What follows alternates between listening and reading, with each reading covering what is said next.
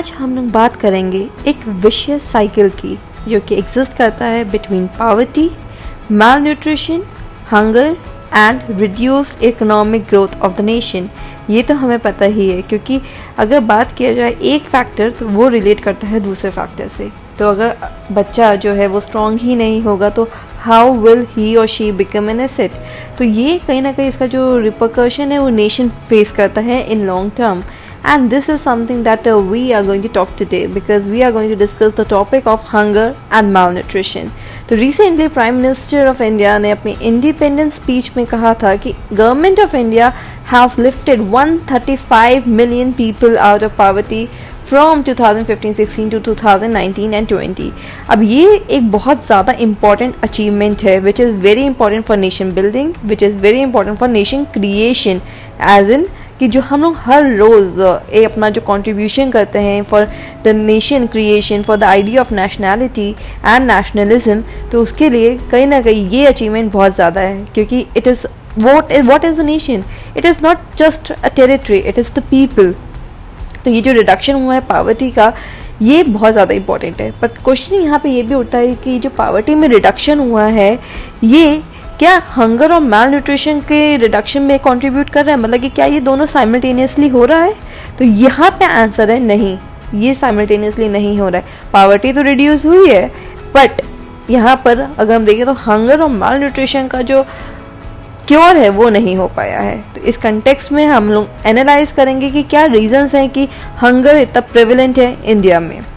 अब इंडिया की अगर बात किया जाए तो हम लोग जो रैंकिंग है हमारी वो है 107 out of 121 countries in the global hunger index 2022। अब ये जो रैंकिंग है मतलब 121 नेशंस में हमारी जो पोजीशन है वो 107 है, ये कि ऑब्वियसली बहुत अच्छी नहीं है। मतलब we are not even under 100, we are above 100 और this is a problematic data.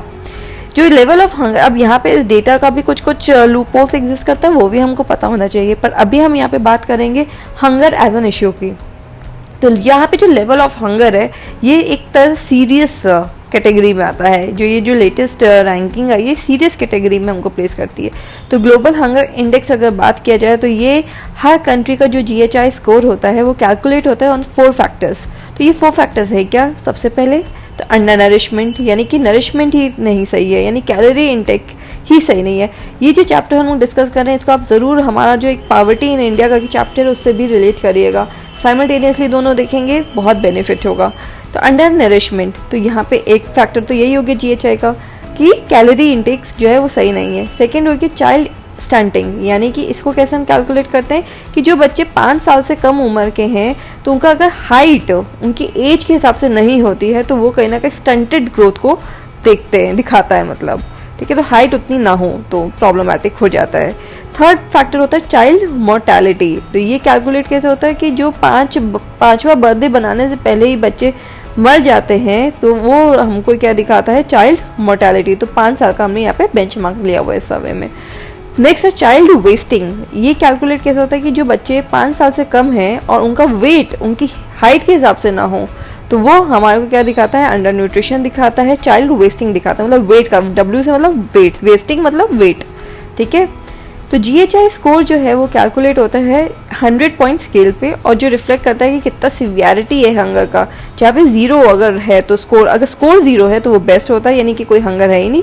और 100 अगर स्कोर आ रहा है यानी कि सबसे ज़्यादा, अगर 100 स्कोर आ रहा है तो यानी कि आप वर्स्ट, मतलब सबसे ज़्यादा पूरा पोजिशन में। तो रीज़न क्या है? अब रीज़न क्या है यहाँ पे प्रेवलेंस की इतना वाइड स्प्रेड हंगर क्यों है? क्यों हमारी रैंक 107 आई है आउट ऑफ 121? इसका है सबसे पहला तो ये इनअप्रोप्रिएट चाइल्ड फीडिंग प्रैक्टिसेस। क्योंकि जो चाइल्ड को फीड करना होता है, जैसे जब WHO और यूनिसेफ कहता है क्या कि ब्रेस्ट फीडिंग जो है वो इनिशिएट हो जानी चाहिए first hour of the birth में। मतलब बच्चा जो पैदा होता है उसका 1 घंटे के अंदर अंदर जो है बच्चे को दूध पिलाना चाहिए माँ का, और इन्फेंट्स को भी। तो ये should be exclusively breast faded for first 6 month, मतलब फर्स्ट 6 महीना तो माँ का ही दूध पिलाना है। यहाँ पे NFHS 5 हमको कहता है, नेशनल फैमिली हेल्थ सर्वे 5 कहता है क्या कि only 42% of the infants are breast fed with in 1 hour of the birth and only 64% of the infants जो हैं उनको 6 महीने तक एक्सक्लूसिवली ब्रेस्ट फीडिंग कराया जाता है, 64% ही। तो ये डेटा उतना नहीं है। अब यहाँ पे प्रॉब्लम क्या आ जाती है? प्रॉब्लम ये आती है, देखो जैसे जैसे structure of the society change हो रहा है, यहाँ पे हम सोसाइटी से भी इसको लिंक कर सकते हैं। तो स्ट्रक्चर ऑफ द सोसाइटी जैसे चेंज हो रहा है, वहीं पे हमें दिखता है कि कहीं ना कहीं ब्रेस्ट फीडिंग प्रैक्टिसेस की में भी चेंजेस आते हैं। नया नया यहाँ पे मिस नॉर्मल्स आ रहे हैं कि ब्रेस्ट फीडिंग नहीं कराना चाहिए, ये नहीं कराना चाहिए, बट एक्चुअल में साइंटिफिक डेटा ये कहता है कि 6 महीने तक तो एक्सक्लूसिवली ब्रेस्ट फीडिंग कराया जाना चाहिए। इसीलिए एक पोर्टल, एक इनिशिएटिव भी शुरू हुआ था मदर्स एब्सोल्यूट लव करके। तो वहाँ पे अगेन द आइडिया इज कि ब्रेस्ट फीडिंग एक्सक्लूसिवली होना चाहिए। अब यहाँ पे पेट्रियार्कल और स्ट्रक्चर ऑफ द सोसाइटी की बात की तो हमें ये भी पता है कि कैसे जैसे बस में जा रही है वेमेन अपने बच्चे को लेके या पब्लिक प्लेसेस में जा रही हैं, they can not breast feed ना, क्योंकि सोसाइटी उनको ऐसे देखती है। तो वो भी कहीं ना कहीं डिस्क्रिमिनेशन और उस तरह की मेंटालिटी को भी खत्म करना होगा ताकि mothers are also comfortable in breast feeding in public. तो that debate also you have to address. Second reason क्या है, low female literacy. Again the nutrition level जो होता है वो क्या education level of the women से बहुत ज़्यादा इफेक्ट होता है, क्योंकि they are the ones who are going to take decisions, right. तो यहाँ पे अगर बात किया जाए, अगर न्यूट्रिएंट रिच डाइट की हम लोग अवेयरनेस बढ़ा दें, पर्सनल हाइजीन कैसे होना चाहिए, क्या फीडिंग प्रैक्टिसेस हैं, तो इन सब चीज़ों पे अगर विमेन को एडुकेट किया जाए, जैसे कि अगेन फैमिली साइज़ को बहुत ज़्यादा बड़ा मत रखिए, क्योंकि अगर बड़ी साइज़ होगी फैमिली तो क्या कहते हैं हर इंडिविजुअल का नरिशमेंट उतना अच्छा नहीं होगा। फीमेल लिटरेसी इंडिया में अगर बात किया जाए तो सिर्फ 65% है, जो कि again the rate is much lower for the states like Bihar and Rajasthan. तो Bimaru states, these are problematic aspects, तो वहाँ से भी फर्क पड़ता है। थर्ड हो गया क्या, पुअर सैनिटेशन। तो अगेन रिपीटेड इन्फेक्शन, डायरिया, इस तरह से भी प्रॉब्लम होती है, जो कि फिर से रिजल्ट करता है कि इसमें क्रॉनिक मैल न्यूट्रिशन में। तो यहाँ पे ये प्रॉब्लम हो गई है। The proportion of people with access of improved sanitation is only 49%, जो कि हमारा NFHS 4 कहता है कि सिर्फ और सिर्फ 49% ही है जो कि अच्छे सैनिटेशन फैसिलिटी में है। तो वहाँ पे वो प्रॉब्लम आ जाती है। आपको पता है सैनिटेशन से कैसे लिंक होता है। नेक्स्ट हो गया माइक्रो न्यूट्रिएंट डेफिशिएंसी। ये बहुत इंपॉर्टेंट पॉइंट है। माइक्रो न्यूट्रिएंट्स यानी हम लोग अपना सारा कैलोरी वगैरह ले रहे हैं, पर क्या न्यूट्रिएंट्स एसेंशियल सेंस में हमारे पास पहुंच रहे हैं? तो मोर देन 80% जो हमारी इंडियन पॉपुलेशन है उनको माइक्रो न्यूट्रिएंट डेफिशिएंसी है, जो कि उनकी इम्यूनिटी पे इफेक्ट करती है। तो इसीलिए हमारी जो डाइट है वो डाइवर्सिफाइड होना चाहिए, बैलेंस डाइट होना चाहिए। प्लांट माइक्रो न्यूट्रिएंट को हमने अच्छे से रखना चाहिए। क्रॉप्स का अगेन पूरा एग्रीकल्चर मतलब फ्रॉम सोइंग से लेके एंड तक हमें फोर्टिफिकेशन करके मतलब कि अच्छे ऐसे करना चाहिए। तो that is there. Next is food inflation. अब फूड इन्फ्लेशन होगा तो फिर से अफोर्डेबल नहीं होगा, तो वहाँ पे प्रॉब्लम हो जाती है। अब यहाँ पे ये सब तो पॉइंट्स हमने डिस्कस कर ली कि सैनिटेशन में क्या प्रॉब्लम है, ब्रेस्ट फीडिंग प्रैक्टिसेस कम है, इकोनॉमिक्स सोशो इकोनॉमिक एस्पेक्ट्स कम, सबको हमने डिस्कस कर लिए। हम बात करेंगे कुछ लिमिटेशंस की ऑफ एग्जिस्टिंग स्कीम्स।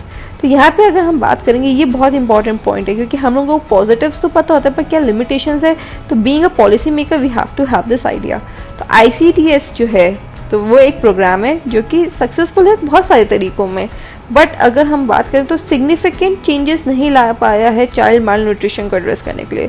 ये मोस्टली किस लिए है, क्योंकि this program has placed on food priority on food supplementation targeting mostly children after the age of 3, जबकि जब मतलब ये जो है ना जिसमें माल न्यूट्रिशन को आफ्टर द एज ऑफ 3 करा जाता है, वहाँ पे टारगेट किया जा रहा है। बट जब तक 3 साल का होगा तो बच्चा तो ऑलरेडी माल न्यूट्रिशन का विक्टिम हो चुका है। तो यहाँ पे एक ये प्रॉब्लम आ जाती है। फिर स्ट्रिंजेंट कंडीशंस हैं, जैसे कि अगेन हमें बेनिफिट अगर अवेल करना है प्रधानमंत्री मातृ वंदना योजना में, तो वहाँ पे भी अगर हम देखें तो उस योजना का अगर बेनिफिट निकालना है तो वहाँ पे भी कहीं ना कहीं कमी आ जाती है। तो स्ट्रिंजेंट कंडीशंस हो जाती हैं। क्यों? क्योंकि जैसे कि अगर हम बात करें कि stringent conditions to avail the benefits of प्रधानमंत्री मातृ Vandana Yojana has led to the exclusion of teenage mothers and poor women who birth more than one child, thereby abetting the intergenerational cycle of undernutrition।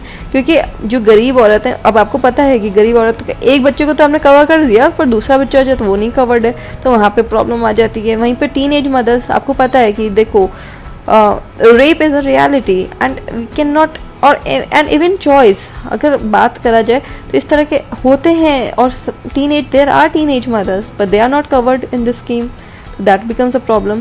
तो exclusion error होते हैं, non inclusion हो जाता है। अब जैसे कि बात करा जाए तो न्यूट्रिशन आइटम्स है जैसे कि पल्सेस और एडिबल ऑयल, ये हम लोगों ने PDS बास्केट में नहीं जोड़ा हुआ है, तो यहाँ पे ये प्रॉब्लम आ जाती है। ठीक है, तो यहाँ पे स्कीम्स का भी हम लोगों ने शॉर्टकमिंग बात कर लिया। ये पॉइंट अगर हम लिख देंगे तो पॉलिसी मेकिंग के लिए बहुत ज़्यादा एफिशिएंट पॉइंट्स हैं ये सब, ठीक है। तो प्रधानमंत्री मातृ वंदना योजना, ICDS प्रोग्राम को, फिर हमने PDS को हमने डिस्कस कर लिया। अब इसका इम्पैक्ट कहाँ होता है, तो इम्पैक्ट होता है नेशनल ग्रोथ में, क्योंकि एस्टिमेट किया जाता है कि जो माल न्यूट्रिशन है वो डिक्रीज कर सकता है इकोनॉमिक ग्रोथ को नेशन की बाय अप्रॉक्सीमेटली 8%, क्योंकि प्रोडक्टिविटी में कमी आ जाएगी। प्रोडक्टिविटी में कमी कैसे आ जाएगी, क्योंकि जब बच्चा ही बीमार होगा, बच्चा ही माल नरिश्ड होगा, तो उसका कॉग्निटिव इम्पेयरमेंट्स हो जाएगा, वो स्कूल इतना नहीं जा पाएगा। तो इसीलिए रिसर्च कहता है क्या कि हर $1 जो स्पेंड होता है न्यूट्रिशनल इंटरवेंशन में, वो हमारे को जनरेट करके देता है $34। मतलब मल्टीप्लायर इफेक्ट्स आप देख रहे हैं, तो यहाँ पे हमें ये पता लगता है, इसीलिए हमको इस पर ध्यान रखना होगा। तो कुछ और मेजर्स भी गवर्नमेंट ने लिए हैं, जैसे पोषण अभियान हो गया। पोषण अभियान की बात करें तो ये अम्ब्रेला स्कीम है जिसमें न्यूट्रिशनल आउटकम्स हम देखते हैं चिल्ड्रन की, जो प्रेग्नेंट वेमेन है उनकी या लैक्टेटिंग मदर है उनकी, तो होलिस्टिकली यहाँ पे कवर किया जाता है कि किस तरह से हम एड्रेस कर सकें माल न्यूट्रिशन को। यहाँ पे काफ़ी मल्टीपल स्कीम्स इसके अंदर है, जैसे कि पोषण अभियान के अंदर आ जाता है ICDS, प्रधानमंत्री मातृ वंदना योजना, NHM, ये सारी स्कीम्स आ जाती हैं, ठीक है। और इसके सब कंपोनेंट्स में तो यहाँ पे हमें नहीं जाना, जैसे स्वच्छ भारत मिशन भी इसके अंदर आ रहा है, नेशनल ड्रिंकिंग वाटर, तो यानी सैनिटेशन वगैरह से भी हम लोग बात कर रहे हैं, तो ये सब अच्छे से होना चाहिए। प्रधानमंत्री पोषण शक्ति निर्माण, तो PM Poshan is a scheme for providing 1 hot cooked meal in government and government aided schools, तो दैट इज देयर। तो प्रधानमंत्री पोषण शक्ति निर्माण, PM पोषण। फूड फोर्टिफिकेशन की हम बात कर चुके हैं, तो फोर्टिफिकेशन कैसे होता है, जैसे फोर्टिफिकेशन वीट का हो रहा है, 12 स्टेट्स में भी हो रहा है। फोर्टिफिकेशन एडिबल ऑयल्स का हो सकता है, तो दैट इज देयर। फोर्टिफिकेशन मतलब क्या है, तो उसको न्यूट्रिएंट्स जैसे ऐड करना, तो दैट इज देयर। कुछ कमी हो जाए तो जैसे विटामिन D ऐड किया जाता है, तो fortification of the milk has started in 2017। तो यहाँ पे ये होता है डबल फोर्टिफाइड सॉल्ट की कुछ स्टेट्स मतलब वो कर रही हैं, तो these are the things that are there. And the last point I would like to discuss is from economics का core concept, that is price stabilization fund। ये हमको लाना होगा टू रेगुलेट द प्राइस वॉटिलिटी जो हमारे एग्री हॉर्टिकल्चर क्रॉप्स में होता है। जैसे कि आपको पता होगा अनियन का जो प्राइस है वो बढ़ा था पास्ट में, पल्सेस का बढ़ा है, पोटैटोज का बढ़ा है, टमाटर का आजकल बड़ा प्राइस चल रहा है। तो एक प्राइस स्टेबलाइजेशन फंड होता है, जैसे अगर प्राइसेस बढ़ रहा हो तो हम गवर्नमेंट जो है इससे पैसा करके उसको मैनेज कर सकें, तो दैट इज़ देयर। तो यहाँ पे हम लोगों ने सारा डिस्कस कर लिया कि माल न्यूट्रिशन होता क्या है, विशियस साइकिल कैसे एग्जिस्ट करती है, फिर हम लोगों ने डिस्कस किया कि क्या फैक्टर्स होते हैं, फिर क्या स्कीम्स एग्जिस्ट करती है, स्कीम्स में क्या लूप होल्स हैं, पॉजिटिव स्कीम्स क्या हैं, और उसके आगे हम लोगों ने प्राइस स्टेबलाइजेशन फंड यानी कि इन्फ्लेशन को भी टारगेट करा जाए, तो that is also we have talked about. तो this is a holistic discussion of malnutrition and hunger. हम लोगों ने एक भी मिनट कोई भी इधर उधर की बातें नहीं करी, हम लोगों ने सीधा टॉपिक को एड्रेस किया है। तो अगर हम लोग कंसंट्रेशन से सब सुनेंगे तो obviously it is going to benefit us. So please like, share and subscribe Sankat Morcha for general awareness. Thank you.